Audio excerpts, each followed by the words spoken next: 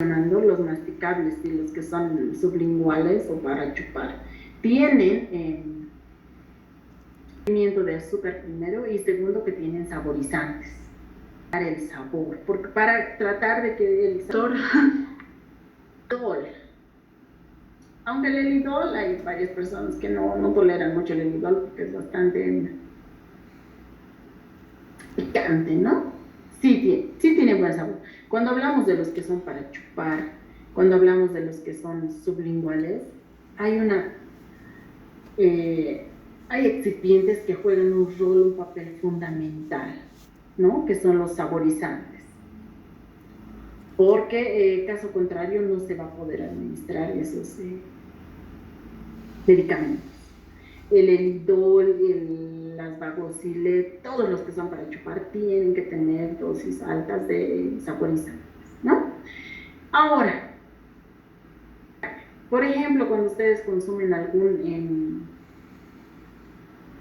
antibiótico en jarabe o una suspensión, se siente, ¿no? Al final ese gusto con sabor a medicamento que generalmente no es agradable. Y los comprimidos tienen esa característica, ¿no?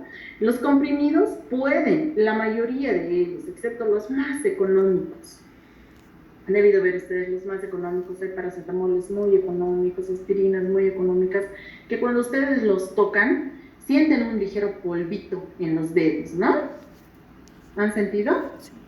Hablo de los más económicos, ¿no? O sea, hay un ligero polvillo en los dedos. ¿Qué quiere decir? Que ese comprimido carece de cubierta, ¿ya? Y entonces para enmascarar ese sabor que puede quedarse por segundos en nuestra boca, lo que se hace es colocarle una cubierta, que generalmente es de azúcar y gelatina. Y eso permite de que podamos administrarnos el comprimido sin sentir el sabor, ¿no? Del principio activo. Y entonces los comprimidos tienen la característica, por más que no lleven esta cubierta, de poder albergar en su interior el principio activo y que está bien comprimido por las, ¿no? ¿Por qué? Porque son enteros o si los partes ya vienen ranurados o pueden ser diluidos en agua o en la boca. No todos los comprimidos son para deglutirlos enteros, ¿no? Pueden haber unos que deban diluirse en la boca, pueden haber otros que deban diluirse en agua, por ejemplo, ¿no? Hay uno de estos hay una amoxicilina dispersable, no sé si conocen, las amoxicilinas dispersables vienen en forma de comprimidos, parecen comprimidos normales, pero la diferencia es que no se los tragan.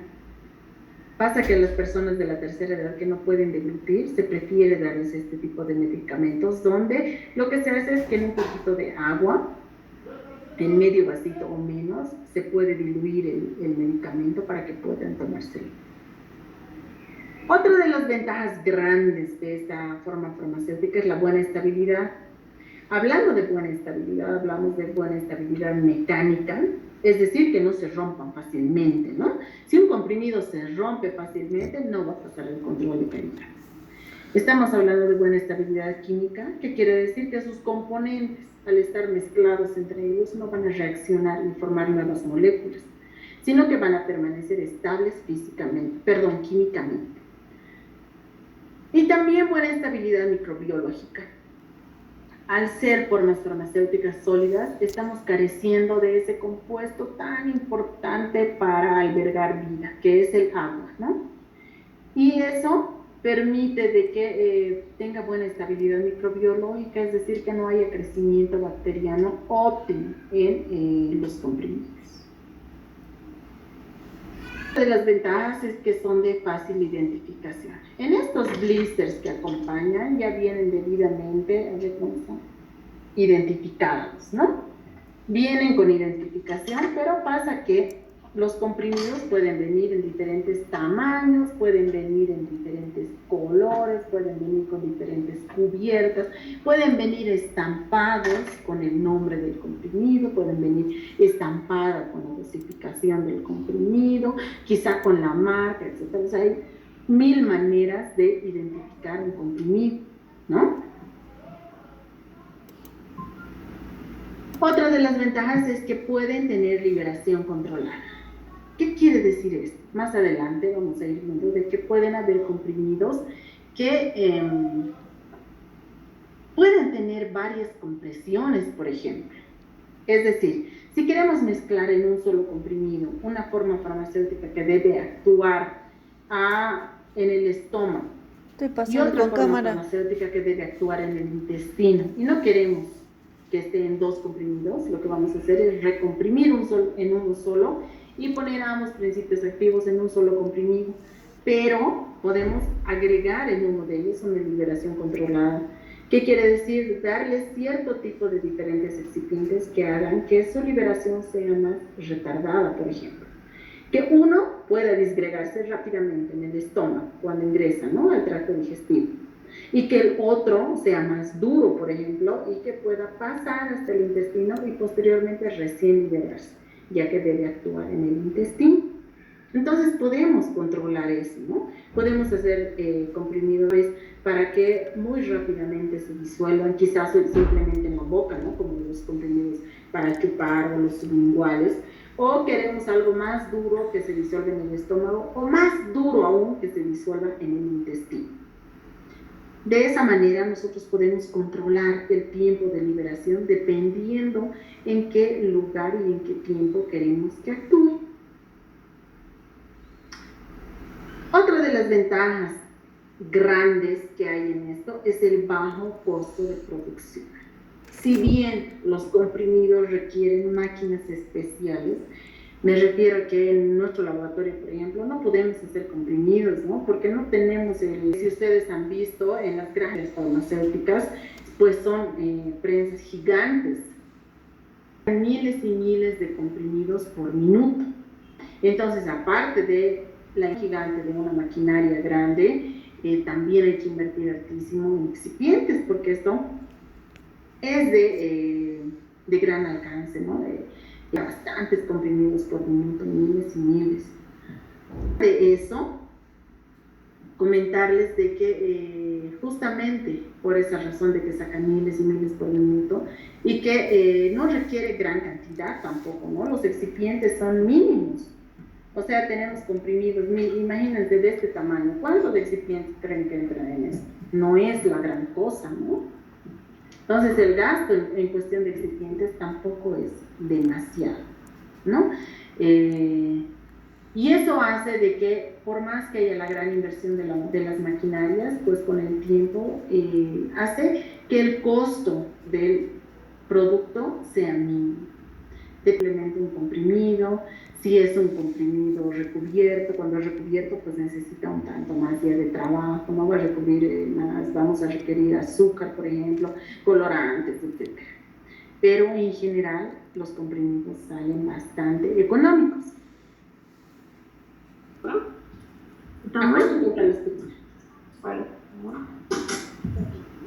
Por un boliviano, ¿no? Paracetamol Son 5 por un 20 boliviano. centavos. Hay comprimidos de hasta 10 centavos. Imagínense el bajo costo en cuanto a producción, porque ahí hay que aumentar todavía el costo de las distribuidoras, de las farmacias, etcétera, ¿no? Entonces sale bastante económico. Porque como todo, si tiene ventajas, casos, la mayor desventaja es la dificultad en la ingestión. Comprimidos de gran tamaño, por ejemplo, porque sí hay bastante diferencia en tamaño, ¿no? En estos que les he mostrado nomás hay bastante diferencia de tamaño. Y eso va mucho relacionado con el principio activo que requerimos adicionar en nuestro comprimido. Si es mucha cantidad de principio activo, lógicamente el tamaño también va a variar. Además de eso, hay que tomar en cuenta que tenemos que adicionar cierta cantidad de excipientes, porque por sí solo el principio activo no va a poder comprimirse, no va a poder quedar estable, ¿ya? Entonces, hay personas que no pueden deglutir fácilmente. ¿Quiénes son esas personas? ¿Perdón, Paola? Las personas de mayor edad. Las personas de la tercera edad y los niños, ¿no? Gracias, Madaí, gracias, Paola. Esas son las personas que no pueden deglutir, incluyendo algunas personas adultos que no necesariamente están entre esos rangos de edad, pero que sí tienen algunos problemas, no sé, de garganta, etcétera, ¿no? Ese es el gran problema. Personas que no puedan deglutir, personas que estén inconscientes. A una persona que requiere un medicamento urgente y que esté inconsciente no le puedes aplicar un comprimido, no le puedes administrar un comprimido, porque requiere de la colaboración del paciente. No es como los inyectables, ¿no? Que independientemente de que el paciente esté o no esté consciente, se puede administrar. Esta forma farmacéutica requiere el reflejo de la deglución. De fabricación compleja. A diferencia de los jarabes que son tan sencillos, tan simples de elaborar, ¿no?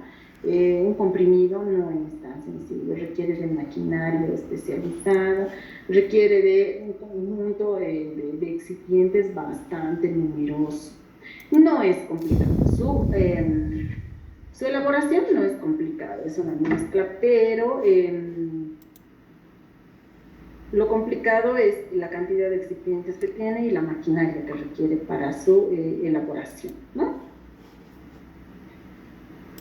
Los excipientes y el método de fabricación pueden influir en la biodisponibilidad del principio activo, es decir, pueden afectar en la velocidad de disolución del principio activo. Dependiendo de los excipientes que utilicemos, especialmente del aglutinante y de la cantidad que utilicemos,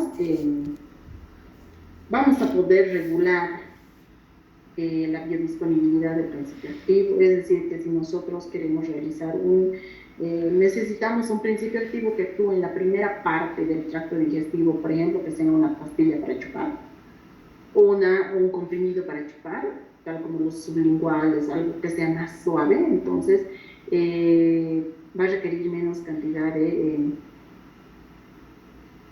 de ciertos principios activos que conviertan la forma farmacéutica, ¿no? Mientras más duro es el comprimido, quiere decir que más aglutinado, más comprimido, y va a demorar más en disolverse, va a demorar más el principio activo en ser liberado.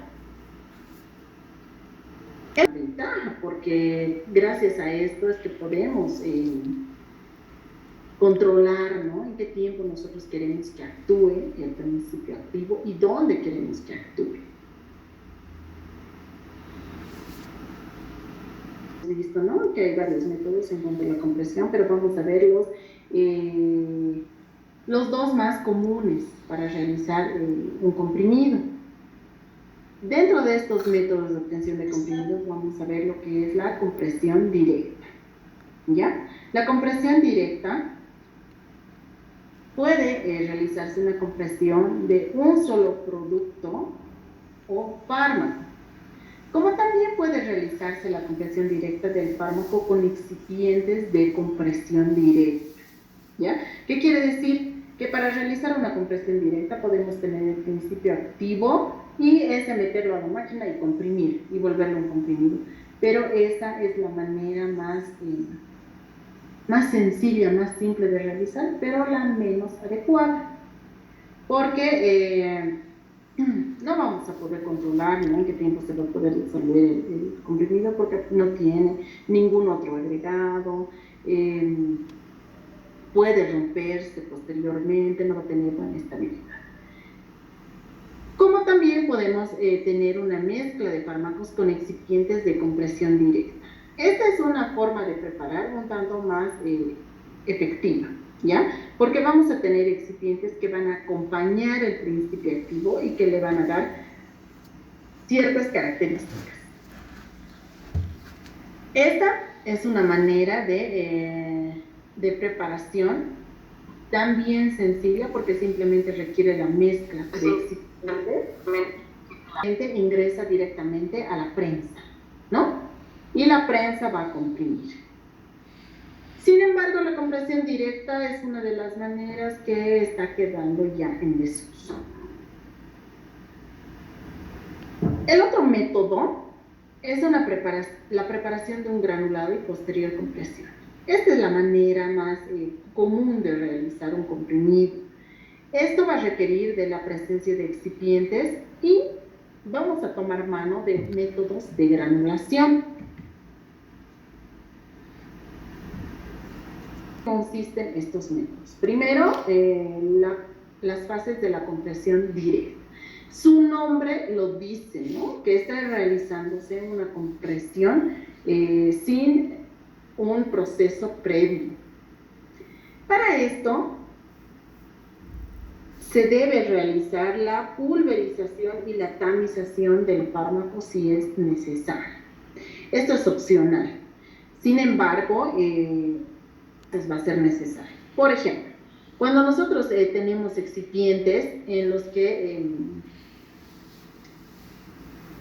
vengan de nuestro proveedor en distintos tamaños. Es decir, un excipiente puede venir bajo forma de gránulos muy disparejos y otro excipiente me puede venir en polvo, por ejemplo. ¿Qué voy a realizar? Seguramente para la mejor forma de realizar una forma farmacéutica uniforme es dándole también uniformidad al tamaño de sus partículas, ¿verdad? Si recuerdan en tecnología 1, hemos visto que hay una operación básica que es la pulverización, ¿no? ¿Quién recuerda para qué servía la pulverización? Plantas secas, plantas medicinales secas, dicen, ¿verdad? Lo que les decía, ¿no? Uno de los excipientes puede venir en gránulos desiguales, otro de los excipientes quizá pulverizado, pero igual de manera llamado grumos. Vamos a ver que nuestro azúcar no está pues homogéneo, no está igual, ¿no? Y si movemos un poco, por un efecto de gravedad, pues los grumos quedan en la parte de arriba y lo más pequeño queda abajo. Lo mismo puede pasar con nuestra mezcla, ¿no? Si no tenemos un tamaño uniforme de partículas, puede pasar que se discrimine por tamaños, ¿no? Los más grandes van a quedar arriba, los más pequeños abajo, y no vamos a tener homogeneidad de dosificación. Entonces se debe proceder a la pulverización y tamización siempre que sea necesario. Esto va a ser necesario cuando el tamaño de partícula no sea uniforme, ¿no? Podemos pasar por una molienda donde vamos a reducir el tamaño de partícula, pero va a ser necesario también la tamización. ¿Para qué? Para uniformar el tamaño. Porque sabemos que por tamices pasan los tamaños uniformes de partículas, ¿verdad? Lo que no está del mismo tamaño y es más grande se va a quedar en la parte superior. Y eso que se queda en la parte superior va a requerir una nueva molienda para poder pasar por ese tamaño de tamiz. En este caso se requiere la pulverización y la tamización. Posteriormente se realiza el mezclado de los componentes, es decir, el principio activo y los excipientes de compresión directa. Como la mezcla es una limitación en la compresión directa, tenemos que ver el tamaño de los componentes, que si son similares será una mezcla aleatoria y si son desiguales tiene que tener una mezcla ordenada. Hay maneras también de mezclar, ¿no? Si es que estamos teniendo partículas del mismo tamaño, es mucho más fácil, aleatoriamente se va a ir mezclando y vamos a ver con la ayuda de colorantes, por ejemplo, cuando una mezcla ya está homogénea. Sin embargo, cuando son desiguales los tamaños, entonces vamos a tener que hacer una mezcla más ordenada, ¿no? Por secciones, haciendo el método del cuarteo, tratando de ir mezclando por secciones en general para tratar de que todo quede homogéneo. Y posteriormente se pasa a la compresión de la mezcla obtenida, ¿ya? Directamente así. Se hace la mezcla de los excipientes más el principio activo y pasa a la prensa de compresión. Y eso es una compresión directa.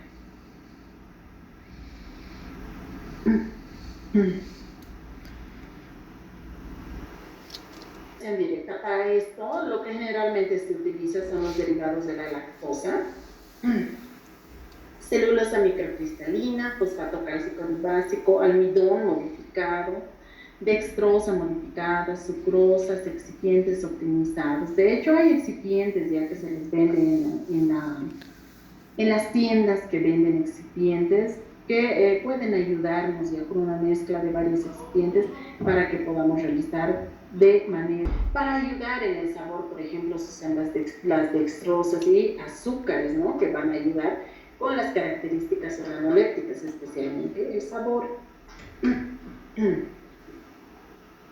Vamos a ver la preparación de un granulado y posterior compresión. Este es el método que se utiliza más. ¿Por qué? Porque presenta mayor estabilidad. Han debido ver también ustedes, sigamos con los ejemplos de comprimidos los más baratos, ¿no? Si es que ustedes han agarrado, les dije, los más baratos y tienen una especie de polvillo y les deja un poco de polvillo en los dedos, quiere decir que está perdiendo ya una parte de sus excipientes, ¿no? Eso no es adecuado. Y pasa generalmente eso con los comprimidos que son de compresión directa, que no han sido previamente granulados, porque la granulación nos permite de que estos excipientes de principio activo sean aglutinados, ¿ya? En un gránulo. Y ese gránulo posteriormente va a pasar a comprimirse, va a pasar a las prensas para volverse un comprimido. ¿Pero qué va a ofrecer esto? Va a ofrecer que tenga mayor estabilidad, ¿no? Porque esos gránulos es como si se agarraran entre ellos, ¿no? Y se hacen bolitas y bolitas y bolitas, y esos son los gránulos. Y no permiten soltar polvos, por tanto no permite que vayamos perdiendo excipientes ni principio activo. Se debe pulverizar y tamizar las materias primas si es necesario. ¿En qué caso hemos dicho que va a ser necesario? Cuando no hay uniformidad de tamaño, ¿no? Muy bien. Posteriormente se va a hacer la pesada de cada uno de los componentes, se mezclan los componentes y se procede a la granulación. ¿Ya? ¿Cómo se va a hacer esta granulación? Esta granulación se realiza utilizando agentes aglutinantes. Estos aglutinantes lo que van a hacer es lo que les decía hace un rato, ¿no? De que se vayan uniendo en pequeños gránulos. Y ya no van a ser polvos sueltos, van a ser pequeños gránulos que, si la granulación también queda muy grande y de tamaño no uniforme, pasa a una nueva molienda y doble tamización. Pero ya es molienda de gránulos, ya no es molienda de polvos, ¿no?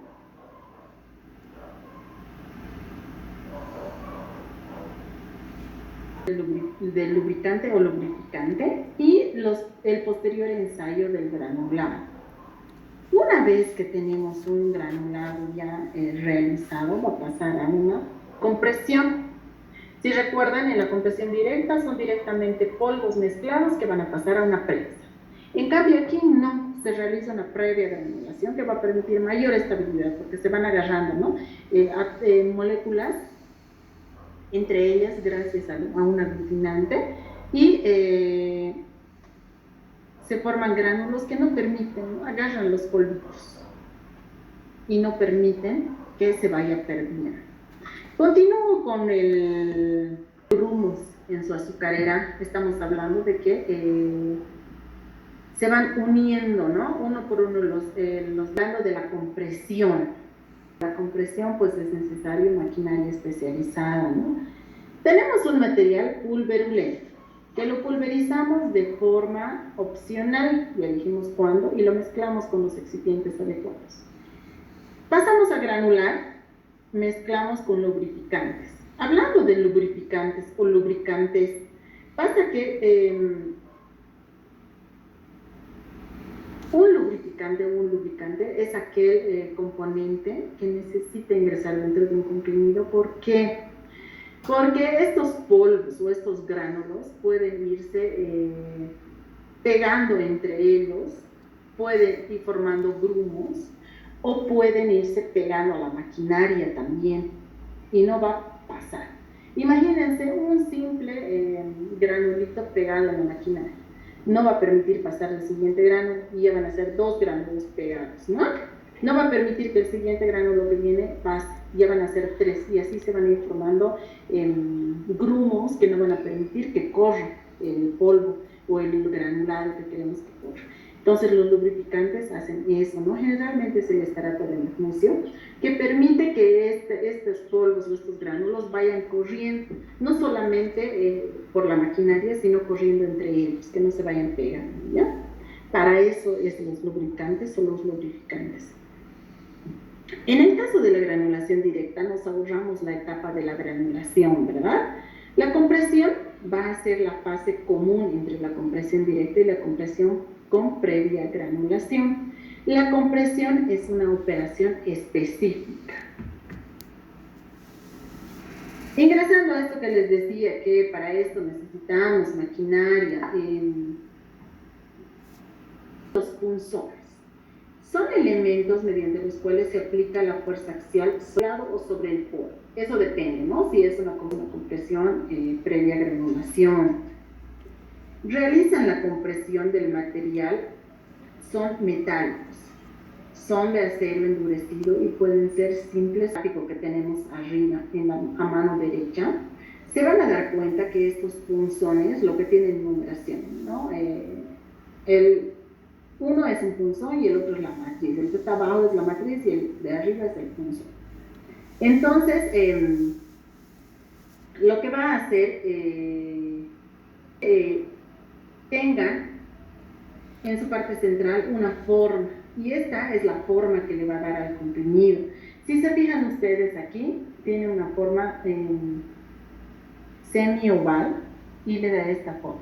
Si nosotros tenemos una forma recta, entonces va a darle esta forma al comprimido, ¿no? Eso es dependiendo de la fabricación y de la acción que tenga que tener el comprimido. Este le va a dar una forma redondeada al comprimido. Eso depende mucho de los punzones que estemos utilizando. Pueden haber compresoras de la matriz determinan la forma del comprimido. Generalmente son cilíndricos. El diámetro del comprimido viene dado a mayor peso, lógicamente, ¿no? Mientras tenga un mayor diámetro nuestra matriz y nuestros punzones, entonces va a ser más grande nuestro comprimido, su diámetro va a ser mayor. Y también eso quiere decir que podemos agregar mayor cantidad de principio o principios activos y excipientes dentro de un solo comprimido. La matriz es la pieza metálica perforada con uno o varios orificios según sean punzones simples o múltiples, de sección generalmente circular. Forma la cámara de compresión, se van a producir por unidad de tiempo. Es decir, que si yo tengo una máquina que tenga 50 matrices y punzones, entonces vamos a sacar 50 comprimidos por unidad de tiempo, ¿no? Es decir, al mismo tiempo vamos a sacar 50 comprimidos. Pero en realidad, en general, son más. Sistema de distribución de polvo o de granulado recibe el nombre de tolva, ¿ya? Y es el recipiente en el que se introduce el granulado polvo, se encarga de distribuirlo hasta la matriz. Ocasionalmente puede llevar algún dispositivo que facilite el llenado de la matriz. Este es llamado tornillo sin fin. El mecanismo de expulsión del comprimido. Habitualmente el comprimido es expulsado, ¿no? A ver, cuando hablamos de un embudo donde se introduce la carga, es lo mismo en una prensa, ¿no? Es tipo un embudo que va a recepcionar todo el polvo que vamos a utilizar. Y en práctica les voy a mostrar cómo es que se realiza esto de manera artesanal y cómo se realiza también